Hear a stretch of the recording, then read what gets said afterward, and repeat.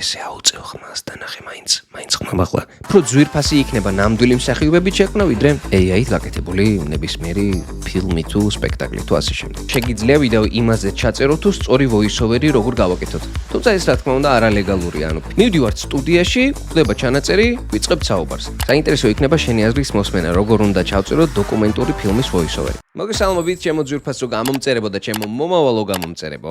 ალბათ მიხვდებოდით, რომ დღეს დაუბრუნდებით ისევ ჩვენს ძალიან საინტერესო თემას, ეს არის გახმოვანების თემა და მე მინდა რომ დღეს ამ ვიდეოთი უპასუხოთ იმ კითხვებს, რაც წინა ვიდეოში დაგროვდა. თუ წინა ვიდეო არ გაქვთ ნანახი, მაშინ აუცილებლად ჯერ წინა ვიდეოს უყურეთ და შემდეგ გააგრძელეთ ამ ვიდეოთი. მოკლედ, როგორც მოსალოდნელი იყო, წინა ვიდეოში ძალიან ბევრი რაღაც გამომრჩა, რა თქმა უნდა, იმიტომ რომ ეს სფერო არის ძალიან დიდი და ღრმა სფერო, ამიტომ შეუძლებელია რომ თავიდან ბოლომდე ესე ვთქვათ, ყველა ნიუანს მოუყარო თავი ერთ ვიდეოში, რომელიც 9 საათიანი გამოვიდა. ასე რომ ეხლა ჩაუჯდეთ კითხვებს, ზოგი არც არის კითხვა, ზოგი უბრალოდ რაღაც თემებია, რომელზეც ძალიან საინტერესო იქნებოდა საუბარი და ერთი სიტყვით ჩაუჯდეთ, ვნახოთ კითხვები და ერთად გავცეთ პასუხები. Let's go. Nearsnow22, ანუ დანიელი გვწერს, რომ შეგიძლია ვიდეო იმაზე ჩაწერო თუ სწორი voice-overi როგორ გავაკეთოთ. იცით რა, მე მინდოდა რომ ერთ ვიდეოში მესაუბრა, უпроსტად არ ჩავთვალე საჭიროდ რომ voice-overis ეს ალბათ ჩემი შეცდომა, მაგრამ არ ჩავთვალე საჭიროდ რომ ისე გამევრცო, უბრალოდ არ საჭიროებს voice-overi ასეთ გავრცობას, როგორც დუბლირება. დუბლირება საკმაოდ რთული და უფრო ხანგრძლივი პროცესია და უფრო სჭირდება ცოდნა გარკვეულ ტექნიკურ რაღაც დეტალებს, ვიდრე voice-overs. თუმცა voice-overიც არანაკლებ რთული გამოცდილება, ასე რომ მოდი ამასაც შევეხოთ 1-2 სიტყვით და დემონსტრაციაც მოვახდინოთ რა ერთი სიტყვით, გავახმოვანოთ ზუსტად იგივე ნაწყვეტი, როგორ იქნებოდა voice-overis კუთხით. ესე იგი, როგორც წინა ვიდეოში აღვნიშნეთ, voice-overis დროს მსახიობი არ იხარჯება 100%-ით ისე, როგორც იხარჯება დუბლირების დროს. ანუ დუბლირების დროს მთავარი ორიგინალი მსახიობის ხმა ვარდება და ისმება ჩვენი ხმა. ამიტომ თუ ჩვენ რაღაც მომენტში პროცენტი მოვაკელით იმ შესრულების, რაც ორიგინალმა მსახიობმა შეასრულა, საერთოდ იკარგება ქიმია, ანუ ეგრევე ვარდება პერსონაჟი თავისი ავთენტურობიდან. შესაბამისად, voice-overში, რადგანაც ორიგინალი ხმაც გვესმის, აღარ საჭიროებს მსახიობის, ქართველი მსახიობის თუ სხვა მსახიობის, რომელ ენაზეც კეთდება voice-overi, აღარ საჭიროებს იმ დონის შესრულებას, როგორც შეასრულა უკვე ორიგინალმა მსახიობმა. იმიტომ რომ ჩვენ მისი პერფორმანსი ისედაც გვესმის, ისედაც ვიგებთ იმ ინფორმაციას, რასაც ის გვაწვდის. ჩვენი როგორც voice-overis მსახიობის ამოცანა არის ის, რომ ქართველ მაყურებელს მივაწვდინოთ უბრალოდ ინფორმაცია და ოდნავი ხასიათი მივცეთ ამ პერსონაჟს იმისთვის, რომ ქართული ფრაზები ავთენტურად ჟღერდეს მაყურებლისთვის. მოდი ახლა უცებ გაჩვენებთ თუ რას ვგულისხმობ ამ ყველაფერში. ხო, მოკლედ აქ გვაქვს ახლა ზუსტად იგივენაირი სიტუაცია, რაც წინა ვიდეოში გქონდა, უბრალოდ ახლა გავაკეთებთ ჩვენ დუბლირებას და არა voice-overs. მოდი ეს ყველაფერი ისე დავალაგოთ, როგორც გქონდა. ხო, ტექსტი იგივე გვაქვს, ტაიმკოდები voice-overis დროს არ გვჭირდება, იმიტომ რომ ტემპი გაცილებით სწრაფია და პარალელურ რეჟიმში გვიწევს მუშაობა. ანუ ჩვენ როგორც დუბლირების დროს მაგალითად ვახსენეთ, რომ ერთი სიტყვით მივდიოდით, პერსონაჟს ვეცნობოდით, ვკითხულობდით, რეპეტიციის საშუალება გქონდა. voice-overში ამის საშუალება ნაკლებად გვაქვს. ნუ თითქმის არ გვაქვს პრინციპში. მივდივართ სტუდიაში, ხდება ჩანაწერი, ვიწყებთ საუბარს. ხშირ შემთხვევაში, როდესაც გამოცდილია უკვე voice-overis მსახიობი, უკვე წინასწარ იცის, მაგალითად ტექსტის წაკითხვით უკვე ხდება იმ მომენტში ის პერსონაჟი რა ემოციას გამოხატავს. თუ ვერ გაარტყა, ასე ვთქვათ, ერთ დუბლში, მაშინ ხმის რეჟისორი დაგვეხმარება, რომ ხელმეორედ ჩავწეროთ იგივე ფრაზა, უფრო შედარებით სწორი ინტონაციით და ხასიათით. ხო, voice-overis დროს ხშირად ხდება, რომ ერთი მსახიობი რამდენიმე პერსონაჟს ახმოვანებს. ეხლა აქ კი ფისოს და პერიტოს, ანუ ქალის და კაცის დიალოგია, მაგრამ მოდი ქალსაც და კაცსაც მეწავიკითხავ, რომ კარგად დაინახოთ ის ცვლილება, რომელიც პერსონაჟებს შორის ხდება. ხო, კიდევ ერთი ნიუანსი ის არის, რომ ჩვენ აქ რემარკები გვაქვს, რომელიც voice-overis დროს არ გვჭირდება ფიზიკურად. იმიტომ რომ სიცილს, ოხრას და ასე შემდეგ voice-overi არ სჭირდება, იმიტომ რომ ორიგინალი მსახიობი ისედაც გვაწვდის ინფორმაციას პერსონაჟი იცინის თუ ოხრას თუ რასაც აკეთებს. ისედაც ვხედავთ ამას. ხო, ეხლა მოდი დავიწყოთ, ქალსაც მე გავახმოვანებ და კაცსაც. აბა ვნახოთ. ხო, ასეთი გამოშტერებული რატომ ხარ ძაღლო? შენი ამბავი მოგვიყევი. ჩემი ამბავი? სხვათა შორის ძალიან სასაცილო ამბავია. როცა ლეკვი ვიყავი, მე და ჩემი და-ძმები ერთ ოჯახში ვცხოვრობდით. ამ ოჯახში ყველა უნავარი იყო. დამალობანას ვთამაშობდით ხოლმე და მე ყოველთვის ვიხუჭებოდი. პატარას მჩაგრავდნენ, ხო ხვდებით? მოკლედ, ხან ყუთში მტოვებდნენ, ხან სანაგვეში. რაც არ უნდა ძალიან ეცოდათ, მათ მაინც პოულობდი. ხო და ერთ დღეს უფრო დაჭკვიანდნენ. წინდაში ჩამსვეს, თანქვა გამოაბეს და მდინარეში მომისროლეს. მე წინდა შუაში გავხიე და ზედაპირზე ამოვცურე. ვერავინ ვიპოვე, ვერც ჩემი და-ძმები, ასე რომ მგონი ისევ მე ვიხუჭები. ვაუ, ეს ყველაზე სევდიანი სასაცილო ისტორია, რაც კი ოდესმე მსმენია. რა ვიცი, თვითონ იდარდონ. ის წინდა რომელშიც მაშინ ჩამსვეს, დღესაც ზედმაცვია. მოკლედ, მაგარი ამბავიც გადამხდა და უფასო ზედად შემრჩა. მოგებული ვარ. აი ესეთი გამოვიდა ჩვენი voice-over-ის ჩანაწერი. ერთი სიტყვით მივხვდით, ხო, ანუ იმდენი ენერგიაც არ დაგვიხარჯავს, რაც დუბლირების დროს დავხარჯეთ, გაცილებით მარტივად მიდის ეს პროცესი. ხო, კიდევ ერთი განსხვავება ის არის დუბლირებასთან შედარებით, რომ აქ უკვე პირზე დასმა და პირის მოძრაობის ზუსტი lip-sync-ი, ჰქვია ამას, ანუ სინქრონიზაცია პირის არ გვჭირდება, ანუ შესაბამისად არ არის პრობლემა, თუ ოდნავ გადაცდება, ან ოდნავ ადრე დავიწყებთ ლაპარაკს პერსონაჟთან შედარებით. ხო, აი ეს იყო ყველაზე ძირითადი ნიუანსები, მე მგონი არაფერი გამომრჩენია. ხო, უბრალოდ კიდევ ერთხელ გასათვალისწინებელი ის არის, რომ voice-over-ის დროს მარტო არ ვართ ხშირ შემთხვევაში. ხშირ შემთხვევაში ხდება ან 2 კაციანი, ან 4 კაციანი, 6 კაციანი voice-over-ები, გააჩნია სტუდია რამდენი საშუალებას გაძლევს. ანუ შენ ზიხარ პარტნიორებთან ერთად. ეხლა სამწუხაროდ აქ არ მაქვს იმის საშუალება, რომ პარტნიორთან ერთად მუშაობის პროცესი გაჩვენო, თუმცა დაახლოებით იგივეა, რაც მე გავაკეთე. ანუ მე როდესაც დავასრულებ საუბარს, დაიწყებს პარტნიორი საუბარს, როდესაც პარტნიორი დაასრულებს, მე დავიწყებ საუბარს და ასე შემდეგ. ხო, სულ ეს იყო მე მგონი, რაც რისი თქმაც შემეძლო ამ თემაზე. თუ კიდევ რამე კითხვები გაქვთ, შეგიძლიათ დამეშვათ კომენტარებში და კომენტარებშივე გიპასუხებთ. შემდეგი კითხვა ვნახოთ რა არის. სანდრო, სად ვიპოვო ასეთი ვიდეოები, ანუ გასახმოვანებელი ვიდეოები, როგორც შექმნიანი კატა იყო ამ ვიდეოში. ასეთი ვიდეოების პოვნა, ერთწუთიანი ვიდეოს პოვნა არ ვიცი, ალბათ YouTube-ზე შეგიძლიათ და არსებობს სხვადასხვა პლატფორმები, მაგრამ ამ შემთხვევაში მე ეს ვიდეო ფილმი გადმოვიწერე ტორენტიდან და ტორენტის სახელებს სამწუხაროდ ვერ ვიტყვი YouTube-ზე, იმიტომ რომ შეიძლება ალგორითმა დაგვიბლოკოს. არის ძალიან ბევრი Google-შიც რომ ჩაწეროთ ტორენტ საიტები, შეგიძლიათ იქიდან გადმოიწეროთ თავისუფლად და დააჭრათ და გამოიყენოთ ისე როგორც გსურთ. თუმცა ეს რა თქმა უნდა არალეგალურია, ანუ ფილმების გადმოწერა არ ხდება როგორც წესი და როგორც კანონი არ შეიძლება. მაგრამ ესეთი საგანმანათლებლო ვიდეოებისთვის და ასე შემდეგ არის ამის საშუალება, რომ გამოვიყენოთ ოღონდ გარკვეული წესების დაცვით. ეხლა როგორც დაინახავდით ჩემს ვიდეოს, რომელიც გამოვიყენე, აწერია, რომ ეს არის საგანმანათლებლო მიზნებისთვის გამოყენებული და ასე შემდეგ და ასე შემდეგ. სანდრიკ, კინოთეატრებში რაც გადის, მხოლოდ მაგას ახმოვანებ თუ პირატულ საიტებზე რაც იდება, იმათაც მაგალითად MyCadre, Srul.com და ასე შემდეგ. ამ ეტაპზე სხვათა შორის მხოლოდ კინოთეატრებისთვის და ტელევიზიებისთვის და რეკლამებისთვის და კერძო პროექტებისთვის რა, მაგალითად Chosen არის სერიალი, რომელსაც ვაკეთებ. თვითონ სერიალს აქვს საიტი, ამ საიტზე დებენ ამ გახმოვანებულ სერიალს. თუმცა მე პირატულ საიტებზე დავიწყე, MyCadre იყო მაგალითად ერთ-ერთი საიტი, რომელმაც მაშინ როცა მე ვიწყებდი, დამთანხმდა, რომ მე დამეწყო გახმოვანება და ანიმეები გამეხმოვანებინა MyCadre-ზე და ყოველთვის ძალიან მადლიერი ვარ MyCadre-ის და მისი ადმინის გიორგის, რომელმაც საშუალება მომცა, რომ ამ სფეროში შემოსულიყავი და დიდი მადლობა გიორგი კიდევ ერთხელ თუ ამ ვიდეოს ნახავ.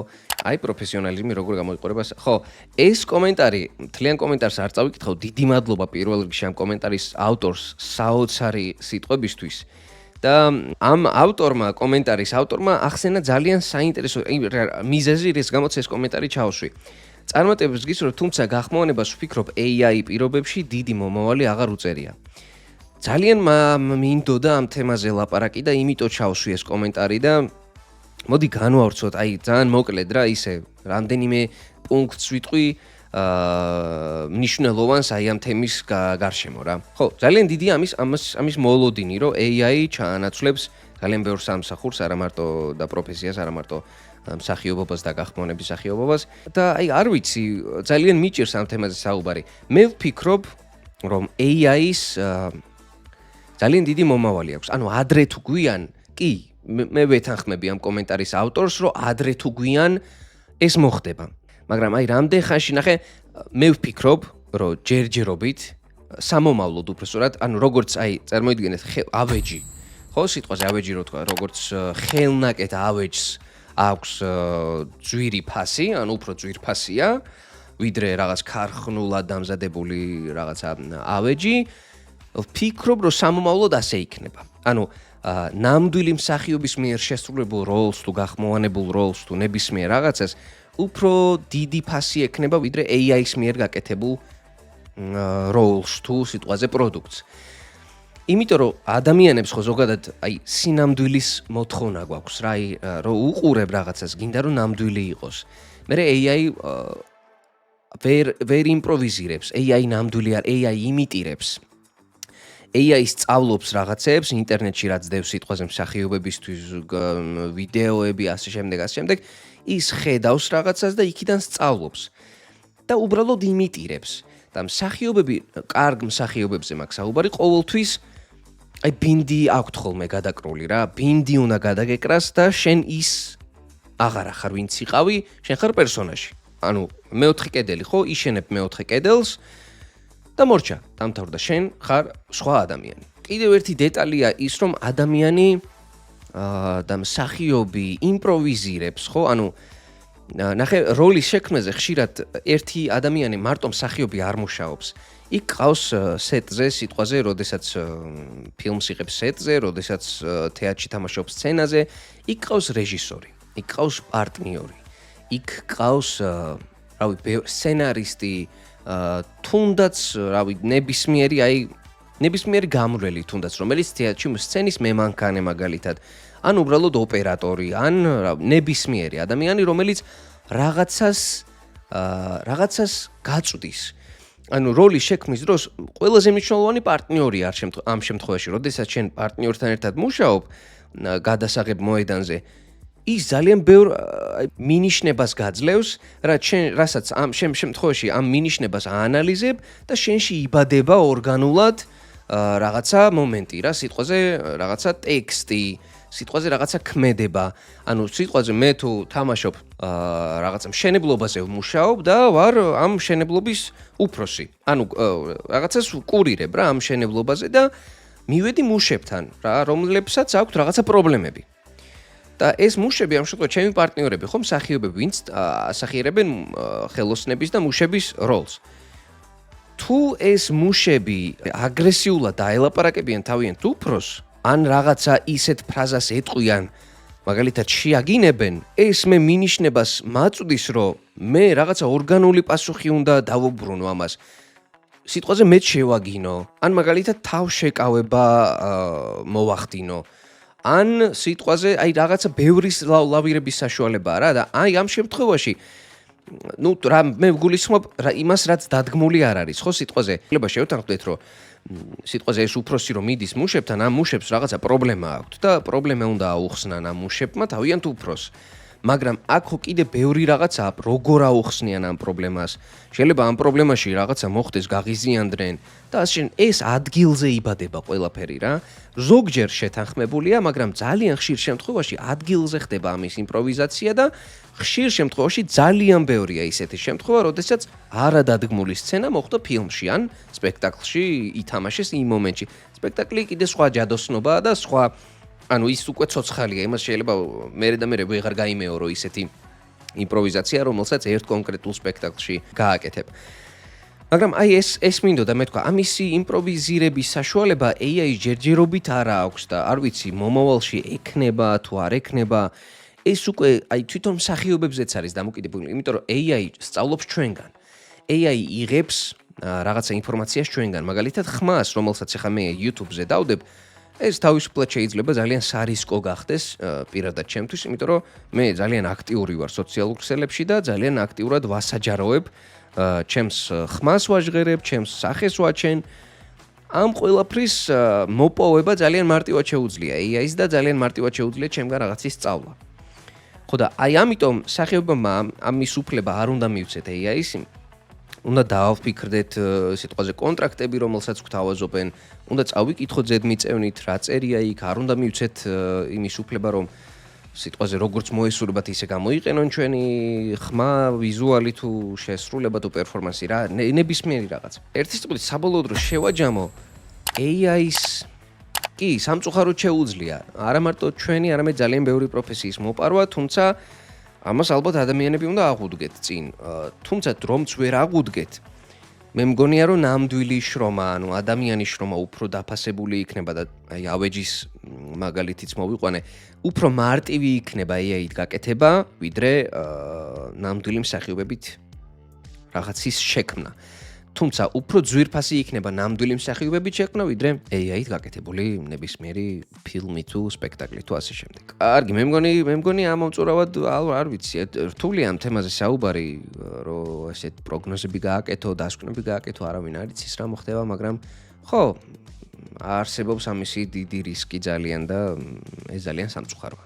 გადავიდეთ შემდეგ კითხვაზე. ისე ტელეფონით გახმოვანებაზე რომ დადო მაგალითად ანიმეს ან რამეს რა ტელეფონით როგორ იქნება გახმოვანება ან რამე რა ძალიან გაასწორებდა. იცი რა რომ ტელეფონით ახლა ეს ტექნიკური საკითხი უფროა. ტელეფონი ძალიან რთულია, იმიტომ რომ უნდა გქონდეს რაღაცა ყურსასმენი, რომელსაც მიკროფონი აქვს თვითონ ჩაშენებული. არ მიცდი არასდროს ტელეფონით გახმოვანება. შესაძლებელია, ბევრი აკეთებს ამას, ბევრი აკეთებდა კიდეც. და ახმოვანებდნენ დღეს უკვე პროფესიონალი მსახიობები, მაგრამ ხარისხი ალბათ რა, კი შესაძლებელია, თუმცა ძალიან ცუდი ხარისხი ექნება. შეგიძლია თინეიჯერი მგელი გაახმოვანო, კაი იქნება და მოუხდება შენი ხმა. იცი რა, მე სადაც მუშაობ სტუდიაში, ჩემზე არ არის დამოკიდებული, მე რო რაღაც საიტი მქონდეს, სადაც მე თვითონ ვახმოვანებ, შეგისრულებდი ამ თხოვნას, მაგრამ სამწუხაროდ არ მაქვს საიტი და მე სადაც ვმუშაობ, იქ თუ მომთხოვენ რომ გავახმოვანოთ, არ ვიცი, ცოტა ნაკლებია მაგის შანსი, მაგრამ ვერ შეკპირდები იც დევილა. დიდი მადლობა ამ ვიდეოშთვის. ბევრი კითხვა მქონდა და ყველას ვიდეოშივე გაეცა პასუხი, რა კარგია. უბრალოდ სანდრო, რა მაინტერესებს იცი? ეს სკრიპტები სად შეიძლება რომ მოვიძიო? Google-ში. აი ხა Puss in Boots-ის ის რო გავაკეთეთ, ხო? მაგალითად Puss in Boots The Last Wish script. უბრალოდ მიაწერთ scripts და აგერ ეს უკვე წინასწარ დასარჩილი მქონდა, აი DreamWorks Animation-ს უდევს ამისი სკრიპტები. აი Puss in Boots The Last Wish. მოდი გავადიდებ რომ დაინახოთ. Screenplay Paul Fisher, ანუ ზუსტად ის სკრიპტი, რომელიც ფილმს აქვს. Fear Me If You Dare და რაღაცა Really ჯერები აგერ Little Boy და რა ასე შემდეგ. ჩვენი მომენტი სადაა ნეტა. აი ჩვენი მომენტზეც მივედი ზუსტად. Why are you so ridiculous, dog? What's your story? My story, აი ზუსტად ის მომენტია. რემარკებიც კი აქვს, ნახე, dog struggles to keep a straight face და ანუ უჭირსო პირდაპირი სახის შენარჩუნება, he knows this one's gonna kill. ანუ იცის რომ ძალიან გადაობა რაღაც უნდა მოყვესო რა. ზუსტად იგივე სკრიპტია, რაც ფილმს აქვს. ხშირ შემთხვევაში ესე ხდება რა. Google-ში საჯაროდება ხოლმე მერე უკვე ოღონდ როცა სკრინინგები კინოთეატრებში დამთავრდება და ასე შემდეგ. მერე საჯაროდება ხოლმე ეს სცენარები. კარგი, აბა ეხლა შემდეგ კითხვა. მიკროფონზე რა რჩევას გასცემდი ან რა სეტინგებით როგორ და რანაირად აყენებ? მადლობა საინტერესო ვიდეოსთვის. მიკროფონს რაც შეეხება, ხა უკეთესია რომ ნახე ორი სახის მიკროფონი არსებობს, დინამიკური და კონდენსატორული. მე როგორც ვიცი, ხა მე პროფესიონალი არ ვარ მიკროფონების და ტექნიკური ისენი არ ვიცი, მაგრამ მე როგორც ვიცი, დინამიკური მიკროფონი უფრო ანუ ახლა პირდაპირ იწერს ჩემს ხმას და გარშემო რაც ხდება იმას ნაკლებად, ანუ უფრო პირდაპირ მიკროფონში უნდა ისაუბრო, რომ შენი ხმა კარგად გაჟღერდეს და კონდენსატორული მიკროფონი უფრო არის აი სივრცითი მუსიკალური ინსტრუმენტების ჩასაწერად, მაგალითად იდეალური კონდენსატორული მიკროფონი. მე ორივე მაქვს. ეხლა ეს არის Shure MV7+, თუ სწორად მახსოვს და ეს ღირდა სადღაც 700 რაღაცა ლარი, საკმაოდ ძვირად ღირებული მიკროფონია, თუმცა ამაზე ბევრად ძვირად ღირებულები არსებობს $5,000 და ასე შემდეგ. და მაქვს ასევე Samsung-ის მიკროფონი, კონდენსატორული პატარა $40 მიკროფონი, რომელიც ძალიან კარგი მიკროფონია. და დასაწყისისთვის მე ვფიქრობ, რომ კონდენსატორული მიკროფონი ძალიან გამოგადგებათ, ვინც აპირებთ, რომ დაიწყოთ გახმოვანება. და setting-ებს რაც შეეხება, ანუ სენსიტიურობაზეა დამოკიდებული. ნახე, კომპიუტერში როდესაც დააერთებ მიკროფონს, აი ახლა მაგალითად გაჩვენებთ. ესე იგი Microsoft-ს ვინც Windows ხმარობთ, აი Mac-ზე არ ვიცი, როგორ ვერ დაგეხმარებით სამწუხაროდ. Microsoft-ს აქვს თავისი ხმის სისტემებში უნდა შეხვიდეთ, ნახე, system sounds, მერე more sound settings და აი აქ უკვე recording-ში რო გადავალთ. ამას ვერ გავზრდი ამ ფანჯარას ვერა. ნახე, შურის მიკროფონი წერია, ხო? ნახე, properties დავაწვევით, ჯერ ამას მოვნიშნავთ, მერე properties დავაწვევით და გვაქვს levels. ანუ ეხლა მაქვს ნახე 74%-ზე დაყენებული. თუ მე ამას ჩაუწევ, ამას აქედან ნახე, ამას ეხლა ამ კონკრეტულ მიკროფონს თავისი პროგრამა აქვს, აიდანაც რეგულირდება ხმის და აქედან არ მაწევინებს. მაგრამ ხშირ შემთხვევაში ჩვეულებრივ მიკროფონებს, USB მიკროფონებს აქვს ხოლმე microphone properties და აქედან უწევ levels. მაგრამ აი ნახე, შურს აქვს თავისი პროგრამა, საიდანაც ნახე gain-ი ქვია ამას რა. ამ მიკროფონს კონკრეტულს აქვს auto level-იც, ანუ ავტომატურად შენ თუ იყვირებ, ჩაუწევს ხმას, თუ იჩურჩულებ, აუწევს ხმას. ანუ ახლა ამაში რას გულისხმობ? gain lock-ი მაქვს აქ დაყენებული. ნახე, ხელით ახლა მე რო ჩურჩული დამჭირდეს, ნახე ესე აუწევ ხმას და ნახე მაინც ხმა ახლა. მაგრამ ახლა რო ვიყვირო, უკვე გაიძღაბნება ხმა. და როდესაც ყვირილი მიწევს, მაშინ უნდა აუწიო, უпроსტად დაუწიო gain-ებს, რომ უფრო კარგად გაჟღერდეს ჩემი ხმა. თუმცა ჩვეულებრივი ლაპარაკის დროს ახლა მაგალითად +17 დეციბელზე მაქვს დაყენებული და ესე აკონტროლებ ერთი სიტყვით მიკროფონის ხმას. როდესაც დუბლირების დროს შენ გიწევს ყვირილი, უნდა ჩაუწიო მიკროფონს. ეს ყოველთვის ეს სტუდიებშიც ესეა. როდესაც გიწევს ჩურჩული, უნდა აუწიო. იმედი მაქვს ამომწურავად გავეცი პასუხი. თუ რამე კიდე ტექნიკური დეტალი გაინტერესებთ, აუცილებლად ამიწერეთ კომენტარი. აი კონტენტი, რომელსაც ვეძებდით, საინტერესო იქნება მსგავს თემებზე სხვა გამოცდილ და ცნობილ ხმებთან დუბლირების მსახიობებთან ერთადაც თუ ისაუბრებ და ვიდეოში მათაც დააინტეგრირებ. დარწმუნებული ვარ, ბევრისთვის ასიამოვნო იქნება ასეთი აიკონიკ ხმების პატრონებთან ცოტა დაახლოება, ისევე როგორც ჩვენთან. წარმატებები ველოდებით აქტიურობას. დიდი მადლობა ლუკიტო პირველ რიგში. სხვათა შორის მე ლუკიტოს პირადშიც reply-შიც გავეცი პასუხი. არსებობს ძალიან კარგი პროექტი voice-over-ები YouTube-ზე, ჩემი მეგობრების პროექტია, მეც ვიყავი სტუმრად მისული. ისინი არიან გახმოვანების პროფესიონალი მსახიობები. სერიალების და ფილმების განხილვაც აქვთ ცალკე, თუმცა ძალიან ხშირად ყავთ ხოლმე სტუმრად გახმოვანების მსახიობები, პროფესიონალები, რომლებიც საუბრობენ თავიანთ გამოცდილებაზე. მეც უკვე ვიყავი მათთან სტუმრად, წამყვანიც ვიყავი ერთ-ორ ეპიზოდში და ერთ სიტყვით ძალიან კარგი პროექტია და აუცილებლად გირჩევთ. თუმცა მეც გეგმავ, რომ ძალიან ბევრი გახმოვანების მსახიობი გაგაცნოთ, ერთად რაღაცები გავაკეთოთ, გავახმოვანოთ, გავესაუბროთ პირადად, სტუდიაში მივიდეთ, იქ რაღაც შიდა სამზარეულო ვნახოთ და ძალიან კიდე მინდა რომ ესეთი რუბრიკა მქონდა TikTok-ზე ადრე, რაღაც პირატული გახმოვანებების, სხვადასხვა გახმოვანებების შეფასება მქონდა ხოლმე და ძალიან კარგი გამოხმაურება მქონდა თავის დროზე და მინდა რომ YouTube-ზეც ესე ხანგრძლივად გავაკეთო და გავაგრძელო ეს პროექტი. გადავიდეთ შემდეგ კითხვაზე. ერთი თხოვნა მაქვს, ხო, ფლეში გაახმოვანე, ძალიან ცუდი გახმოვანება აქვს. ძალიან უწუხარო ცუდი გახმოვანება აქვს, მაგრამ აქაც იგივე პასუხი მაქვს, რაც Teen Wolf-ზე, ხო? Teen Wolf-ი იყო, მე მგონი. სამწუხაროდ მე ისეთ სტუდიაში არ ვმუშაობ, რომ სადაც ფლეში გახმოვანება, თუმცა თუ რომელიმე ტელევიზია შეიძენს და მოვა ჩვენ სტუდიაში და გვეტყვის, რომ აი ეს ფლეშის გახმოვანება მინდაო, ძალიან დიდი სიამოვნებით ვიმუშავებ ამ პროექტზე, მაგრამ ვერ დაგკვირდები, რომ ეს მოხდება. CapCut-ში არ გამოვა გახმოვანება ადამიანებს აინტერესებს. კი, მე მგონი გამოვა. თუ voice-over-ის აქვს მიკროფონი თუ ხატია მანდ, არც CapCut-ში გახმოვანება არ მიცდი არასდროს. თუ ის მიკროფონი აქვს და voice-over-ის საშუალებას გაძლევს, წესით გამოვა, იმიტომ რომ ყველგან გამოვა გახმოვანება. საინტერესო იქნება შენი აზრის მოსმენა, როგორ უნდა ჩავწეროთ დოკუმენტური ფილმის voice-over-ი. ძალიან საინტერესო კითხვა და პასუხი იმედია საინტერესო იქნება, იმიტომ რომ დოკუმენტური ფილმის voice-over-ი ჩემთვის ძალიან საყვარელი და ძალიან საინტერესო თემაა. იმიტომ რომ არაფერი არ ჯობია მართლა ოღონდ აი გემოვნებიანი დოკუმენტური ფილმის თუ სერიალის გახმოვანებას. ოღონდ არ გულისხმობ გადახმოვანებას, აი, როდესაც შენ ხარ ნარატორი უშუალოდ, აი, განა ინგლისურ და უცხოურ დოკუმენტურებს რო ახმოვანებენ ხოლმე, ეგ არა რა. ეგეც საინტერესოა, თუმცა უფრო საინტერესოა, როდესაც შენ ხარ ნარატორი. აქ მთავარი ალბათ არის ის, რომ თვითონ დოკუმენტურ ფილმზეა დამოკიდებული, თუ როგორ უნდა ჩავწეროთ ფილმის voice-over-ი. მაგალითად, თემატიკას გააჩნია. თუ თემატიკა არის სიტყვაზე, არ ვიცი, ცხოველთა სამყარო, მაშინ ვნახოთ დევიდ ატენბოროუს მიერ მოთხრობილი დოკუმენტური ფილმები და ზუსტად ეგრე უნდა არაფერი არ უნდა შეცვალოთ. მაგრამ ნახე, ეხლა ბოლო პერიოდში გააკეთა რაიან რეინოლდსმა დოკუმენტური ფილმის, რომელიც იყო ცხოველთა სამყაროზე, voice-overi, ხო, ნარაცია გაუკეთა დოკუმენტურ ფილმს და იყო საერთოდ სხვა თემატიკაზე განსხვავებული იყო ვიდრე დევიდ ატენბოროუს მონათხრობი. თუმცა დოკუმენტური ფილმის გახმოვანების დროს მთავარი არის ის, რომ არ უნდა იყოს ჩვენი მონათხრობი ერთფეროვანი. ანუ არ უნდა იყოს ჩამაძინებელი მაყურებლისთვის რა. ანუ მიუხედავად იმისა, რომ დოკუმენტურ თხრობას სჭირდება გაცილებით მშვიდი ინტონაცია, კიდევ ერთხელ ვამბობ, გააჩნია თემატიკას, რაზე ვწერთ ფილმს. თუმცა მიუხედავად იმისა, რომ მშვიდი თხრობა უნდა ჰქონდეს დოკუმენტურ ფილმს, მაგალითად ცხოველთა სამყაროზე, არ უნდა დაგვავიწყდეს, რომ ჩვენ ვართ ერთ-ერთი მთავარი ფიგურა, ანუ სულ რამდენიმე ფიგურაა, ხო, 3 ფიგურაა დოკუმენტურ ფილმებში ზოგადად. ეს არის ვიზუალი, რასაც ვხედავთ, ეს არის საუნდ ეფექტები, ანუ ხმის ეფექტები, რაც ფილმს ადევს და მესამე ეს არის ნარაცია, ანუ თხრობა.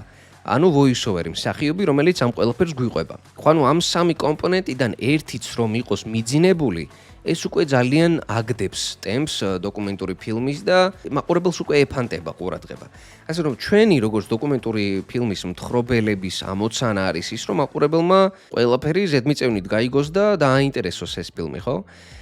ასე რომ კიდევ ერთხელ მთავარია რომ ფერები მივცეთ ჩვენს მონათხრობს. მთავარია რომ აქ უკვე სამსახიობო ოსტატობა მაინც იჩენს თავს და გინდა არ გინდა უნდა გამოვიყენოთ ის უნარები, რომელიც ჩვენ გვაქვს. თუმცა აი მაგალითად დევიდ ატენბოროუს საერთოდ არ ქონია სამსახიობო გამოცდილება, მაგრამ დევიდ ატენბოროუს ქონდა ძალიან დიდი გამოცდილება ეკრანთან მუშაობის და ერთი სიტყვით პრინციპი შეგვიძლია ჩავთვალოთ, რომ ისიც რაღაცა პერფორმანსს ასრულებდა და ისიც მსახიობი იყო ბრჭყალებში ოღონდ. ხო, ასე რომ თავარი არის ის თუ როგორ მივაჯაჭვებთ მაყურებელს დოკუმენტურ ფილმზე. თავარი არის რომ ერთფეროვანი არ იყოს ჩვენი მონათხრობი. თავარი არის რომ სულ ცვალოთ, სულ გრადაციები იყოს ჩვენს ინტონაციებში, ჩვენს ხასიათში, მაგალითად ის თუ როგორ ჭამს ვეფხვი ირემს და ნადირობს და კლავს და რაღაცა ათასი უბედურება, იგივენაირად ვერ გახმოვანდება, როგორც ირმის მშობიარობა და მერე როგორ უვლის თავის შვილს და როგორ ლოკავს და როგორ ასწავლის ცხოვრებას და ასე შემდეგ. შეიძლება ცოტა აბდაუბდად ვილაპარაკე ახლა მე ამ ყველაფერზე, მაგრამ აი მთავარი მაინც ეგ არის რა. საინტერესო ვიდეო გამოვიდა, მადლობა. მე მაინტერესებს სახლის პირობებში თუ შემიძლია ვივარჯიშო, მაგალითად შევარჩიო კონკრეტული ეპიზოდი, ავიღო ტექსტი ქართულად გადავთვალო და შემდეგ გავახმოვანო. რა არის ამისთვის საჭირო? ნუ მიკროფონი თავისთავად. გაგი, მადლობა პირველ რიგში მადლობისთვის და საინტერესო კითხვისთვის. იცი რა არის, საჭირო ალბათ არის ნებისმიერი პროგრამა, ვიდეო სამონტაჟო პროგრამა, რომელსაც აქვს voice-overis ფუნქცია. ტექნიკური თვალსაზრისით თუ გაინტერესებს, ნუ მე ვილაპარაკე ახლა ტორენტიდან შეგიძლია წამოიღო ფილმები, შეგიძლია ტექსტი თვითონ თარგმნო, სკრიპტებზეც ვილაპარაკე, სად როგორ მოიძიო და რაც შეეხება ტექნიკურ დეტალს, როგორ გაახმოვანო და voice-overi როგორ გააკეთო, შეგიძლია YouTube-ზე ნებისმიერი სამონტაჟო პროგრამის ტუტორიალი დასერჩო. თუ პრინციპში სავარჯიშოდ გინდა, Wondershare-იც შეიძლება, იმიტომ რომ დაექსპორტება აუცილებელი არ არის. თუ შენ პონჩი გინდა რომ უბრალოდ პროგრამაში რაღაცები აკეთო, შეგიძლია Wondershare-იც გამოიყენო და ძალიან ბევრი ტუტორიალი დევს ამის შესახებ YouTube-ზე. შეგიძლია დასერჩო და მარტივად მიხვდები voice-overi როგორ კეთდება ტექნიკურად. კარგი, აბა შემდეგ კითხვა, აჭარანეთზე იქნებიო? არ ვიცი, ჯერჯერობით არ შემოუთავაზებია ჩემთვის ამ სტუდიიდან სამსახური და გახმოვანება. თუმცა რა თუ შემომთავაზებენ, დავილაპარაკებ პირობებზე და თუ შევთანხმდებით, დიდი შემოვნებით რა თქმა უნდა. შემდეგ ვიდეოს თავიდან ბოლომდე ვერ ვუყურე დრო არ მაქვს და გაქვს ნახსენები ბევრი ადამიანი ერთად როგორ ახმოვანებს. აი ამ ვიდეოში ვახსენე სხვათა შორის. თუმცა ეს საინტერესო კითხვა და ძალიან სამწუხარო რომ ვიდეოს ბოლომდე ვერ უყურებ. თუმცა აი voice-overisგან განსხვავებით მე არ მიხსენებია როგორ იწერება ფონური ხმები, ანუ აი თუ სიტყვაზე პერსონაჟები, ორი პერსონაჟი ზის კაფეში და მან აქვს სცენა, ეს უკვე ვახსენეთ ხო როგორ გახმოვანდებოდა, მაგრამ აი დუბლირების დროს, როდესაც ფონზე ისმის ამ კაფეში ისმის კაფის მომხმარებლების საუბარი, ამასაც ხშირად სჭირდება გახმოვანება, იმიტომ რომ ფონზე ძალიან ხშირად ისმის ხოლმე ინგლისური საუბრები ქართული დუბლირების დროს და ეს არ შეიძლება. ამიტომ ამისთვის ვალა ქვია ასეთ ჩაწერას, ანუ 5-6 ვალა იმიტომ ქვია, რომ ადრე როდესაც ფილმები ხმოვანდებოდა და უშუალოდ გადასაღებ სეტზე არ იწერებოდა ხმები, მაშინ სტუდიაში იწერებოდა, ანუ გადახმოვანება ხდებოდა ფილმის და სტუდიაში იწერებოდა მსგავსი ხმები და ხშირ შემთხვევაში იძახდნენ ხოლმე ვალა. ესე ლაპარაკობდნენ რა ამას. ვითომ კაფეში ამას, მაინც ვერავინ ვერ გაიგებსო, ესე ამბობდნენ და ვალა. რაღაცებს იგონებდნენ ხოლმე რა და ვითომ ემოციებს აძლევდნენ და ესე მარტო ვალას ამბობდნენ, მაგრამ დღეს უკვე აღარ არის ესე. ხშირ შემთხვევაში ესე 5-6 კაცი სტუდიაში შეიკრიბება ხოლმე, სავარაუდოდ რამდენიმე ქალი იქნება, რამდენიმე კაცი იქნება, შეიძლება ბავშვიც იყოს. თლად უკეთესი სცენას გააჩნია თუ საბავშვო ბაღშია, მაშინ ყველა ბავშვი უნდა იყოს. შეიკრიბება ხოლმე და შედიან ჯიხურში, სტუდიის ჩამწერ ჯიხურში და იმ თემაზე საუბრობენ, რაც უფრო რელევანტური იქნება, იმიტომ რომ ამ შემთხვევაში ტექსტი ხშირ შემთხვევაში არ არსებობს ამ ფონური ჩანაწერის, იმიტომ რომ კაფეში სხედან ვინ რაზე ლაპარაკობს, კაცი შვილმა არ იცის. მაგალითად, საავადმყოფოში თუ ხდება მიმდინარეობს სცენა და ფონზე ხალხი, ექიმები დადიან, პაციენტები დადიან, თემასთან ავთენტურ რაღაცებზე ლაპარაკობენ ხოლმე რა. მაგალითად, თუ ეს არის საავადმყოფოში, იცი რა დღეს პაციენტი მყავდა, მაგრამ ძალიან მძიმე და კრიტიკული შემთხვევა იყო და იცი რა ვურჩიე რომ კონსულტაცია გაიარა ონკოლოგთან და არა უროლოგთან. აი ესეთ საუბრებს ვგულისხმობ რა. თუ კაფეში სხედა ნებისმიერ თემაზე, რაზეც კაფეში ისაუბრებდი. თუ სკოლაში ხდება მოქმედება, მაშინ მასწავლებლებზე, საგნებზე, ანუ ვალა ჰქვია ჩანაწერს, რომელსაც წერს ბევრი ადამიანი და რომელიც ხდება ფონისთვის. ანუ იმისთვის რომ უფრო რეალისტური გახდეს ჩანაწერი და რასაც მაყურებელი დაინახავს და უყურებს კინოთეატრებში თუ სადაც გინდა, მას უფრო ატმოსფერო შეექმნას, რომ იქ ხალხი ცხოვრობს და იქ ხალხი მუშაობს, იქ ხალხს უყვარდება და სხვადასხვა თემებზე საუბრობენ. შემდეგ კითხვა, შეგიძლია ფილმიდან პატარა მონაკვეთები ამოიღო, გახმოვანებული და გვანახო კუნგ-ფუ პანდა 4 მაინტერესებსო. ჩვენ მიერ გახმოვანებული და დუბლირებული ფილმების ჩვენების უფლება არ მაქვს სამწუხაროდ, იმიტომ რომ ჩვენ არ გვეკუთვნის ეს ფილმები და გახმოვანებული ჩანაწერები, ასე რომ არ მაქვს. განსაკუთრებით ბოლო პერიოდში ძალიან გამკაცრდა პირობები ამ თემასთან დაკავშირებით და სამწუხაროდ არ მაქვს იმის უფლება, რომ განახოთ ჩვენ მიერ დუბლირებული ნაწყვეტები. ადრე მქონდა ამის საშუალება და TikTok-ზე, ჩემს TikTok-ზე აღწერაში იქნება ლინკი, შეგიძლიათ გადახვიდეთ და ნახოთ კონკრეტული ნაწყვეტები. ქვედა მარცხენა კუთხეში რა წერია? ხო, გავიგეთ, ამ ფილმს ჰქვია Puss in Boots. და ეხლა Puss in Boots The Last Wish რომ არ დამეწერა ვიდეოზე, უბრალოდ დავაწერე Pussy Cat. ანუ კატა. Chill, ნიკა გარიშვილი, chill. მოკლედ ეგ იყო და ეგ, ამით შემოვფარგლოთ ჩვენი დღევანდელი ვიდეო, იმედია ძალიან არ გაგვეწელა და დიდი მადლობა კიდევ ერთხელ ყველას მონაწილეობის მიღებისთვის, კომენტარების დაწერისთვის, დაინტერესებისთვის და მადლობა რომ ეს ვიდეო შექმნით ერთი სიტყვით. ძალიან საინტერესოდ ვისაუბრეთ, მე მგონი ყველა ის ასპექტი ამოვავსეთ, რაც წინა ვიდეოში გამოგვჭა და იმედი მაქვს რომ ყველაფერს ამომწურავად გავეცი პასუხები. თუ არ გავეცი, აუცილებლად კიდევ ერთხელ და მრავალჯერ დამიკომენტარეთ, კითხეთ და ვეცდები რომ ყველაფერზე გაგცეთ პასუხები. არხის გამოწერა არ დაგავიწყდეთ. დიდი მადლობა და მომავალ შეხვედრამდე.